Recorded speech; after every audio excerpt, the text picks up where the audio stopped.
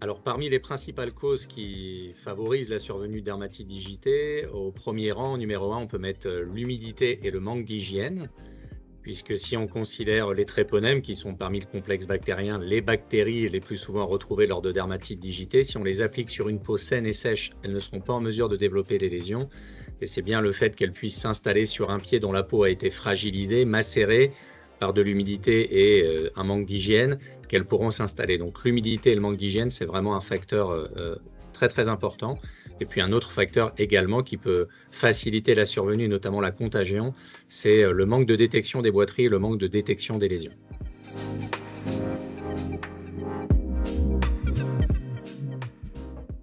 Alors concernant les stratégies les plus courantes pour limiter la dermatite digitale en troupeaux bovins laitiers, on va dire qu'il y a l'application de traitements individuels sur les vaches, mais ça nécessite de détecter les lésions régulièrement, en salle de traite par exemple. Sinon, c'est le recours à des traitements collectifs, notamment les pédiluves ou de l'application directement en salle de traite ou certains systèmes qui peuvent embarquer sur les robots. Donc ça, j'allais dire, c'est pour le côté traitement et prévention médicale. Et puis ça passe également et surtout par une amélioration de l'hygiène, éviter que les animaux aient les pieds sales et surtout aient les pieds humides.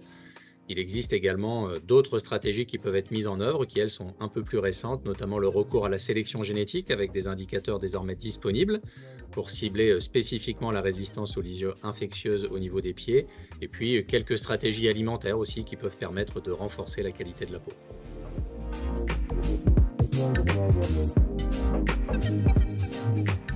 Alors l'humidité joue un rôle fondamental dans la survenue des lésions de dermatite digitale.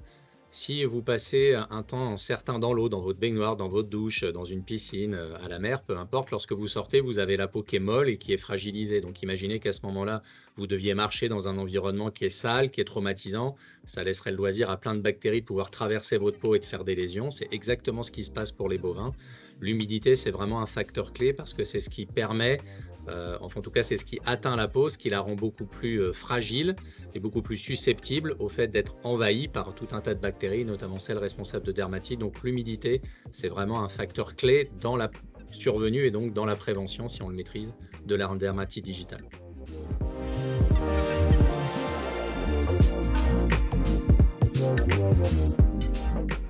Alors les grandes mesures qu'on pourrait mettre en place dans les élevages pour contrôler la dermatite digitale, j'allais dire, ça commence déjà par vérifier les pieds des vaches qu'on achète, ne pas introduire la maladie.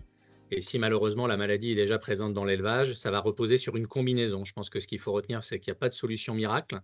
Ça va passer par une détection précoce des vaches qui boitent, une identification des lésions et un traitement adapté, par une hygiène j'allais dire irréprochable, en tout cas améliorée dans l'élevage, faire vraiment que les vaches aient les pieds secs et propres, donc lutter contre un défaut d'hygiène, lutter contre un défaut d'humidité, trop d'humidité.